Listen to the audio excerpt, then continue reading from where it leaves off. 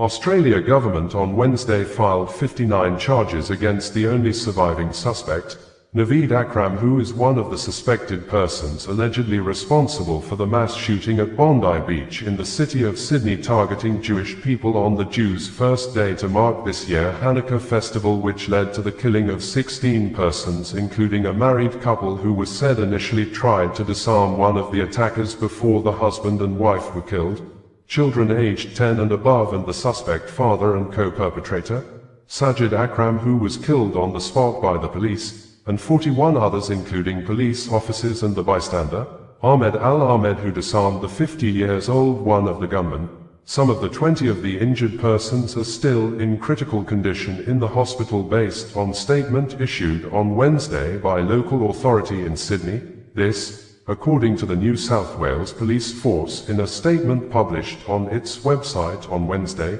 The suspect was brought before the court, following extensive inquiries under Operation Arcs. Today, Wednesday the 17th of December, New South Wales Joint Counter-Terrorism Team, JCTT investigators attended a hospital where they charged a 24-year-old Bondi man with 59 offences, including commit terrorist act, 15 counts of murder, 40 counts of cause wounding, grievous bodily harm to person with intent to murder,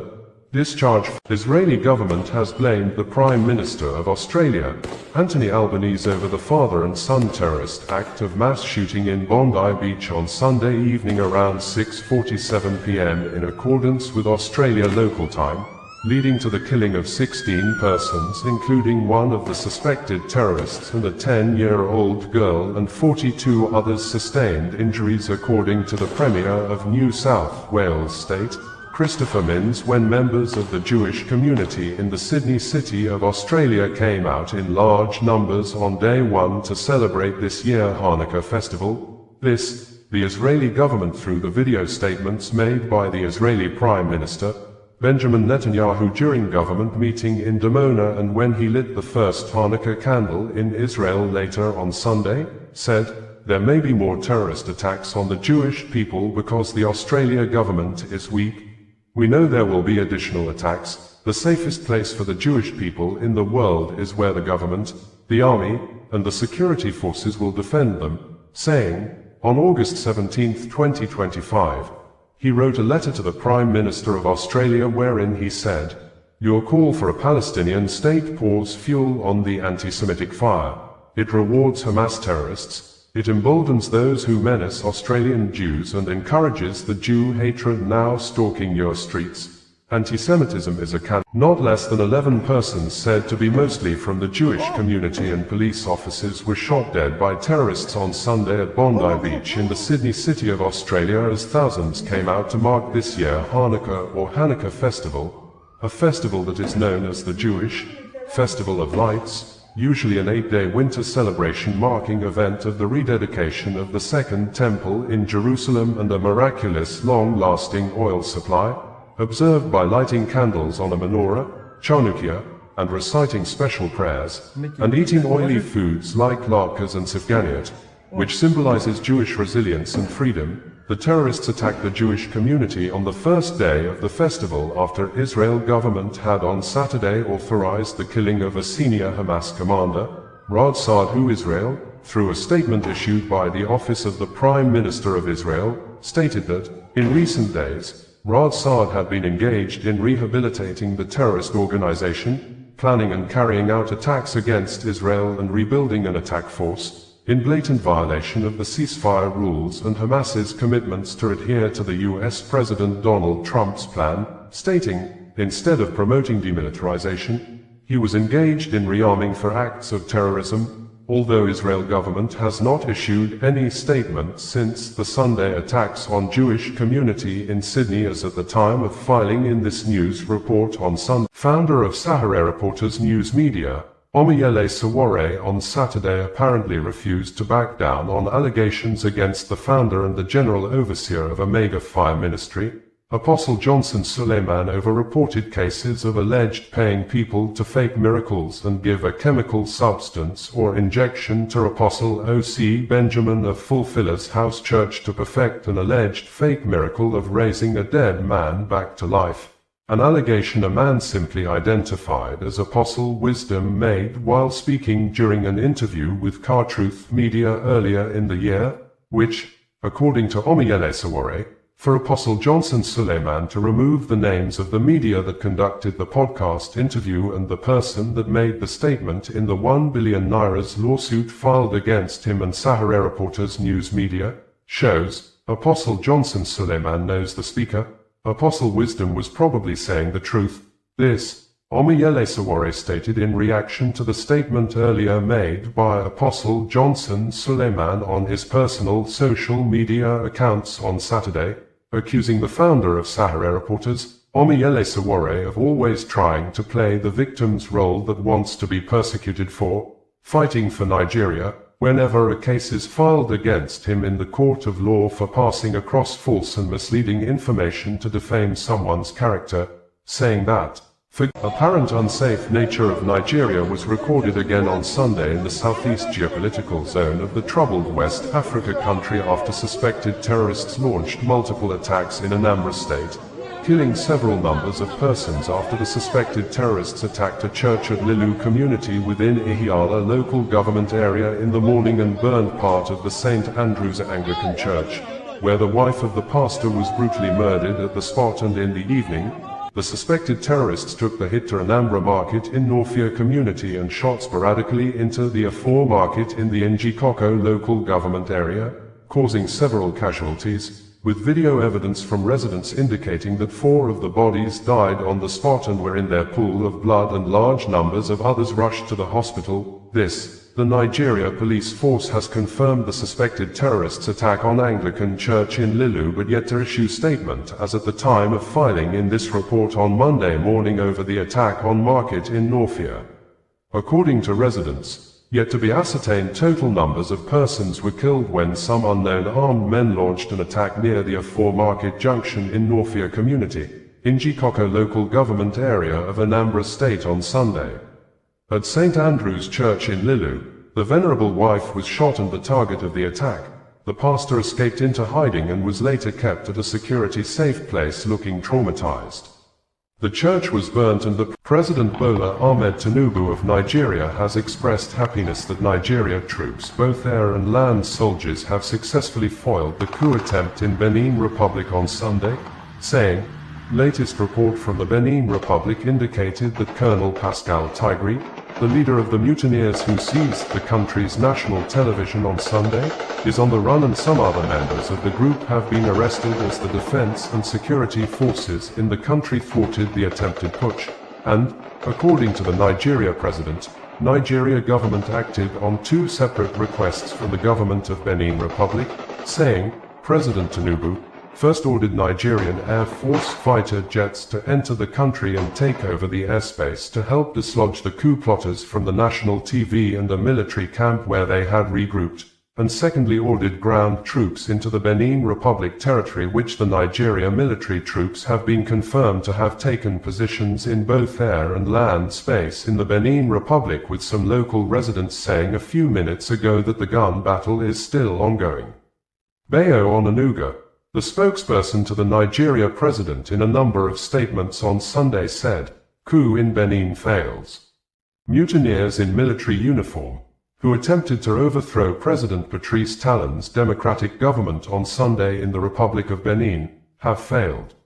The mutineers seized the national TV after failing. Nigeria police force under the leadership of IGP Kayode Egbetoken has kept mum since reports indicated that the US-trained private intelligence officer, Harrison Gwamnashu, who was invited to facilitate the rescue of a married couple, husband and wife simply identified as Mr. and Mrs. Ibrahim, that was kidnapped since late November at their home in Avili community, a village near Auchi Polytechnic in the Etsiko West local government area of Edo State, has been arrested and remanded to prison by a court sitting in Benin City, the Edo State capital, over allegations that the private intelligence officer, Harrison Gwamnashu, underpaid the ransom money given to him to give to the kidnappers to rescue the married couple in captivity. The reports of Harrison Gwamnashu's arrest and subsequent remand to prison custody became widespread after a popular Nigeria social media activist, Vincent Martins Oxay, in a video statement on Friday morning, alleged that he has facilitated the arrest of the private intelligence officer,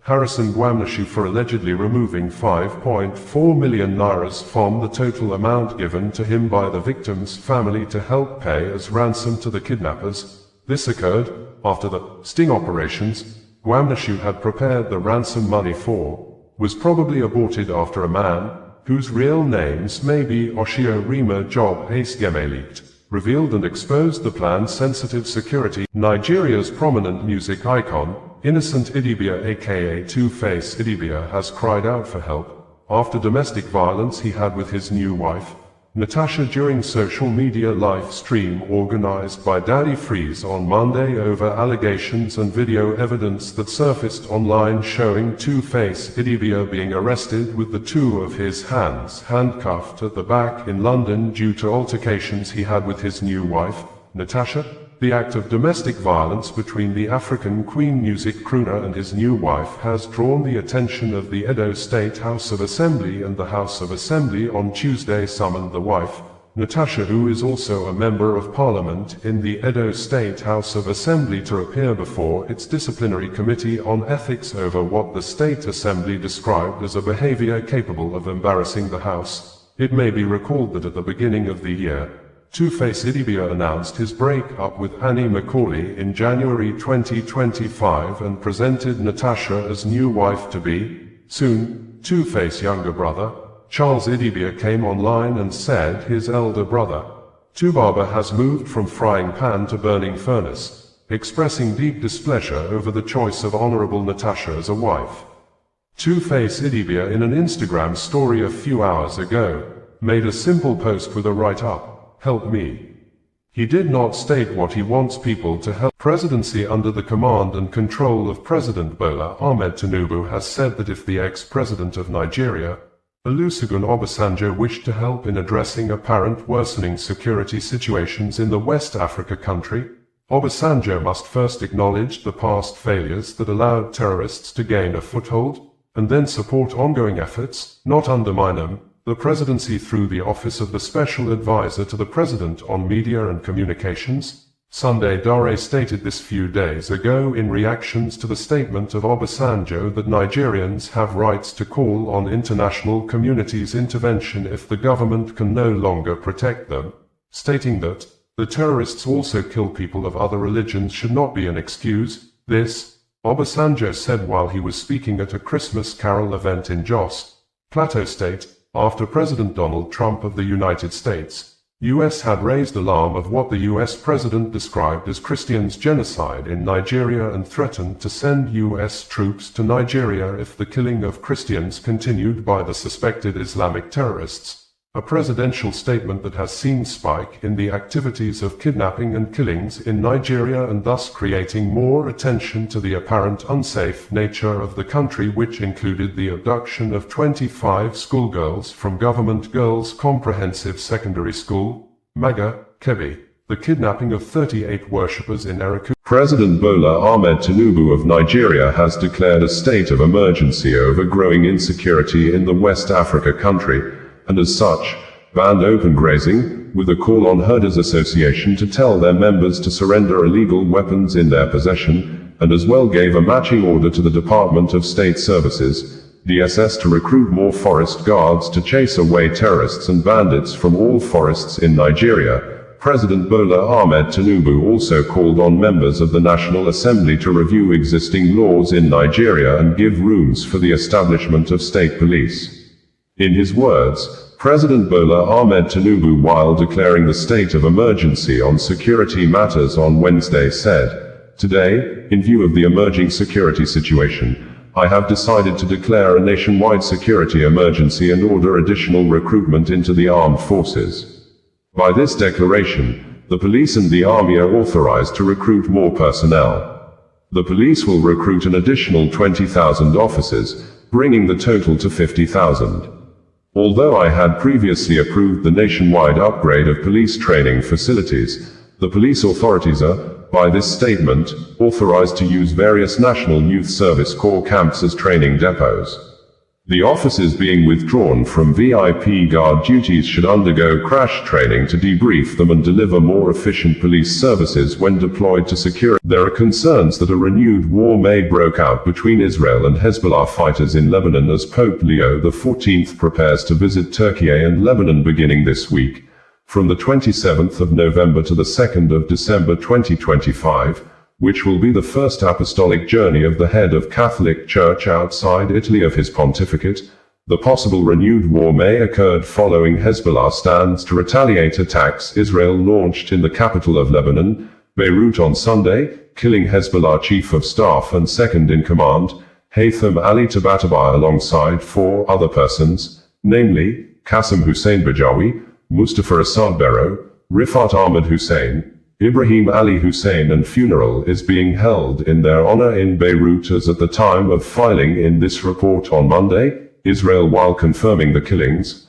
said, Tabatabai is a mass murderer, his hands are soaked in the blood of many Israelis and Americans, and it is not for nothing that the US put a bounty of $5 million on his head, although previous popes had visited Lebanon in the past successfully, but the current pope, Pope Leo XIV, is the first US-born citizen to be pontiff or head of the Roman Catholic Church, and one of the Hezbollah official, Mahmoud Qumati, in a statement on Sunday as he stood near the bombed-out building in the Harid Rake suburb, said, Israel's strike crossed a red line, and Hezbollah's leadership. Justice James Omotosho of the Federal High Court sitting in Abuja, Nigeria Federal Capital Territory on Thursday convicted and sentenced Mazi Nnamdi Kanu to a passionate prison term of life imprisonment against the penalty of death sentence he said he ought to have pronounced on the Biafra Republic agitation leader over the statements Mazi Nnamdi Kanu made on October 20, 2020 through Radio Biafra during the warlike situation between the civilian population and Nigeria security operatives following series of reports that the Nigeria security operatives were shooting and killing innocent unarmed protesters,